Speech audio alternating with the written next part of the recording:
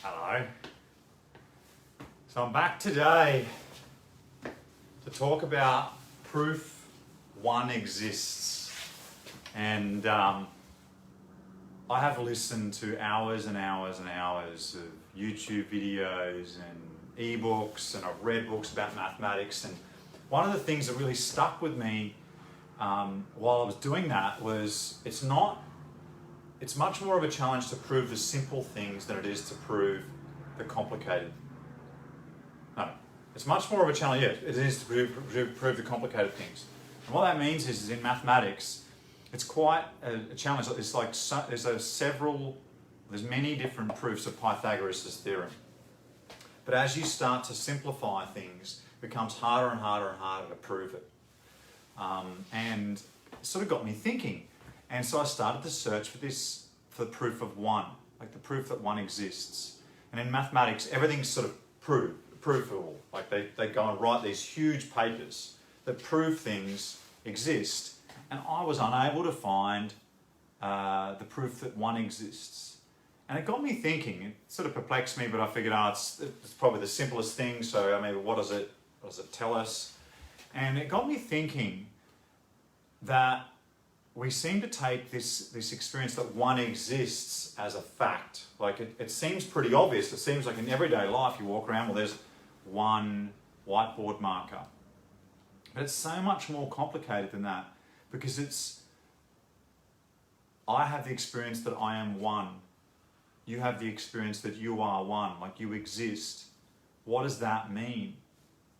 Like that there's some intrinsic me and you. And they're one thing. And it just opened up this whole world of well, what does that mean? Like, is that related to consciousness? That I have the experience that I am one and that you are another one. Because as I went through learning about artificial intelligence, there's not artificial intelligences that are able to solve complicated mathematical problems. They're not able to play games that don't have rules. They're not able to solve super complex things. Now, that's not to say they can't do things like play. There's a game called Go that they're able to play. They become very, very good at playing Go. But general artificial intelligence, what we're aiming for here is a completely different ballgame. It's a complete separation from being very, very good at a singular thing like digging a hole or detecting cats in pictures. And fear is a very important emotion in a lot of people. When you read a lot of papers, fear is I think I might have done it in my YouTube videos. Fear is a natural, pre-programmed part of being human, or pretty much any animal, of solving a problem. So if you want to solve a problem of like a threat to your existence, is pre-programmed. It's a fight, flight, freeze. So, proof that one exists, or that there's a singular, for me, says that it's something about consciousness, something about the fear of death. Because if you didn't have the experience of you, there wouldn't be the experience of threat. There wouldn't be this ability to be able to see yourself under threat, this one under threat, me. And that's what we're aiming for. We're aiming to discover what is consciousness. What is this thing that has us experience one? And the only mathematics that I've so far discovered that could have this experience of one, and it's actually a natural phenomenon we all experience every day, is gravity. And you could imagine, if you're a single particle, how you would experience yourself existing if you were, or how you could have some kind of external experience of it, would be that you're attracted to another particle and the particles bang together.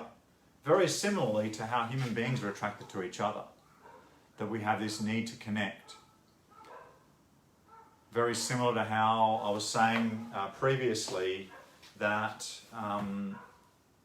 information, like by definition, information is a self-fulfilling prophecy. Once you've made a decision, You start to notice it more. There's this real experience of something coming back. Consciousness seems to almost be like a black hole. It's like we can see the surface, we can see the stuff that's on the other side, on this side of the black hole, but we can't peer onto the other side. But I don't think it's that simple. I don't think that's the end of the story. I'd like to think that we can peer, because we do exist as conscious beings. We do have the experience that one me exists, not as a fact, but as an experience. We experience the fear of death and we experience consciousness, and I think all it takes is for us to look within and see what it looks like. And so I'm going to continue to have a look down this path of black holes and gravity. So obviously black holes are extreme gravitational situations. But it really for me, it's the only thing I can think of where if a particle could have the experience of itself, in other words, all it could do is see outwards, that it had something else banged into it, that may have the experience that there's something else as part of it, apart from it. It might have the experience that something else exists. They don't become one thing. They're always two separate things, but they're attracted. Very cool. Blows my mind. Be really cool to be able to see on the other side of it. Really cool. Yeah. If you've got any questions, anything else that you could think of that might have us experience what it, or maybe even the proof of what one exists, or anything like this in this area, I'd love to hear more of it. I'll come back to the fear of death at a later date. I think it's a really important subject, especially seeing as how so far I've yet to be able to discover how we are programmed, or what part of our, like intrinsically part of being a human being or any real animal, what's our basic fundamental programming to solve a problem, like a threat to us, and then go from there. Thanks for watching.